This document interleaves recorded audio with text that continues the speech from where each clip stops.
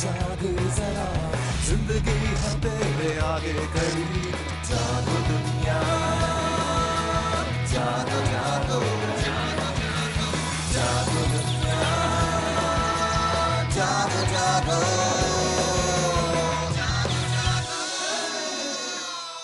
बिस्मिल्लाहिर्रहमानिर्रहीम, अस्सलाम वालेकुम, खुशामदीद and very good morning to all of you. क्या हाल है आप लोगों के? यकीनन बहुत ही अच्छे हाल होंगे और कोशिश हमें ये सबको मिलके, मुझे और इसको फारूक को भी कोशिश यही करनी है कि चूंकि वीकेंड अब ख़त्म हो चुका है तो सारी जो सुस्तियाँ हैं वो भी साइड पर रख के अपने दिन का आगाज़ एक अच्छी सी स्माइल के साथ और फुल ऑफ लाइफ तरीके से करना है।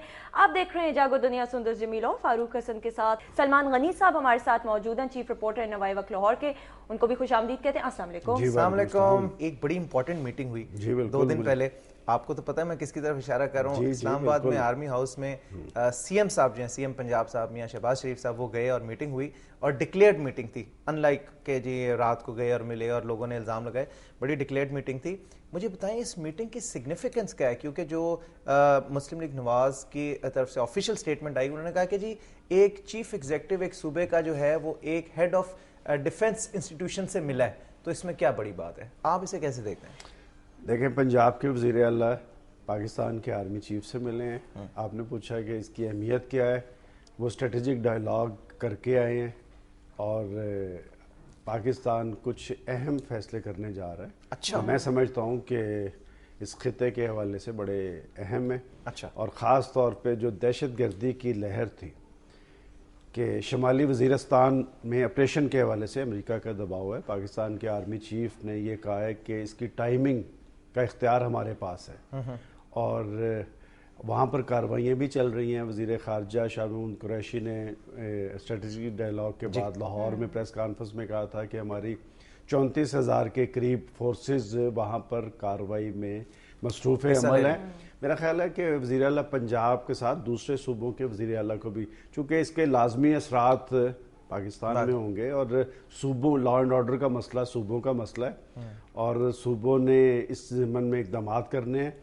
और जो प्रेस रिलीज जारी हुई है उसमें यही बात थी कि जी दहशत गर्दी के हवाले से जो एक नॉर्मल मीटिंग थी, इसमें कोई खास एजेंडा नहीं था। जी खास पाकिस्तान के हवाले इस से वक्त एक और बहुत बड़ा मसला है आवाम को फेस करना पड़ा, टीवी पे भी आपने देखा होगा, जुल्म हो रहा है और कुछ नहीं तो अब पेट्रोल और डीजल की कीमतों में इजाफा कर दिया। मतलब ये मुझे समझ में नहीं आती कि जब कीमतें उगरा कम करती है oil and gas regulatory authority जो है, तो वो कम करती है जी 35 पैसे 30 पैसे कम होगी, उसका क्या रिलीफ मिल रहा है? और जब बढ़ाती है तो 4 रुपए 7 रुपए पैमाना रखा है जी कि आलमी मार्केट, मेरे पास वो फिगर्स मौजूद हैं कि 2008 में $309 काफी गैलन था और 2010 में अगस्त में कि वो कम होके $2075 हुआ।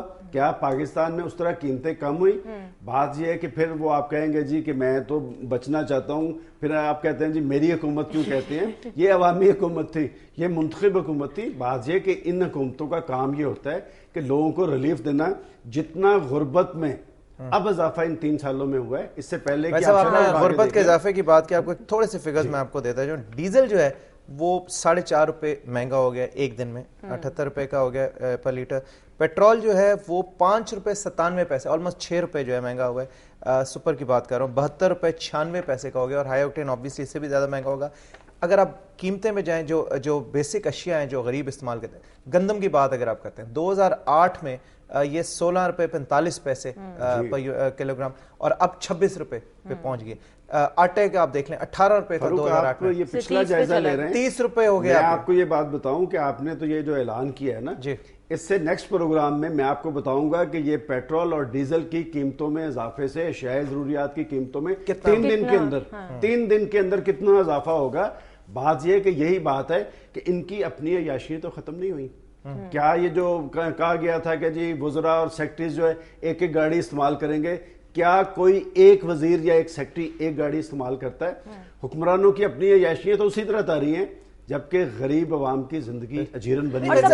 और आप बात कर रहे थे प्राइम मिनिस्टर के हवाले से कि वो कहते हैं कि मुझे एहसास बहुत है, और आप देख लें कि जब भी वो एहसास की बात करते हैं कुछ एक जो महंगाई का बम वो आवाम पे चला दिया जाता है। और मैं समझता हूं कि ये जो 6 रुपए और 7 रुपए और 4 रुपए का क्यों اس لیے اب انہوں نے بنیاد بنایا کہ پیٹرول عالمی مارکیٹ میں تو نہیں. بات یہ کہ یہ عوام کو اپنی ڈالی جا رہی ہے. میں آپ کو یہ بات میں نے پہلے یہ بات کہی ہے کہ جی یہ عوام کو اپنی ڈالی جا رہی ہے اس لیے کہ حالات کچھ اور طرف جا رہے ہیں اور لوگوں کو اپنے دال روٹی کی ڈال کر کچھ فیصلے کیے جا رہے ہیں. میں سمجھتا ہوں یہ جو عوام کی منتخب حکومت, رات میاں نواز شریف صاحب کا ایک بیان آیا ہے, انہوں نے اس فیصلے کی شدید مذمت کی ہے اور انہوں نے بھی یہی بات کی ہے.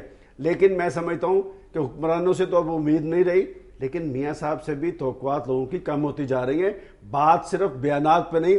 اگر یہ 4 نومبر کو آپ کا قومی اسمبلی کا سیشن ہو رہا ہے, میاں نواز شریف صاحب کی پارٹی اور خود میاں نواز شریف صاحب سٹینڈ لیں کہ آپ اگر واپس نہیں کرتے ان قیمتوں کو تو ہم اس سے اجلاس کا حصہ نہیں بنیں گے. آپ دیکھیں یہ گورنمنٹ سرنڈر کر جائے گی, یہ دباؤ قبول کر گی. انہیں سٹینڈ لینا چاہیے. صرف بیانات اور اعلانات پر اکتفا کرنے کی وجہ سے حالات یہاں تک پہنچے اور 3 سال میں آپ دیکھیں کتنی دفعہ یہ لیکن وہ تو 25 سالہ پلان کے حوالے سے اب زیادہ اس کی طرف ٹلٹ ان کا رجحان ہوا ہے. میں نے اس دن بھی کہا تھا کہ کوئی 25 سالہ پلان نہیں ہے. یہ بات یہ کہ میاں صاحب پاکستان کی مقبول ترین پولیٹیشین ہے, لیکن یہ زیادہ دیر تک مقبولیت قائم نہیں رہتی. بہت شکریہ آپ کا بہن صاحب, تھینک یو ویری مچ. اچھا جی, بریک لینی ہے. بریک کے بعد مزید بہت ساری باتیں ہوں گی. ڈاکٹر عباس رضا ہمارے ساتھ موجود ہوں گے, آپ لائیو کال کر سکتے ہیں. For that you have to stay tuned, keep watching جاگو دنیا.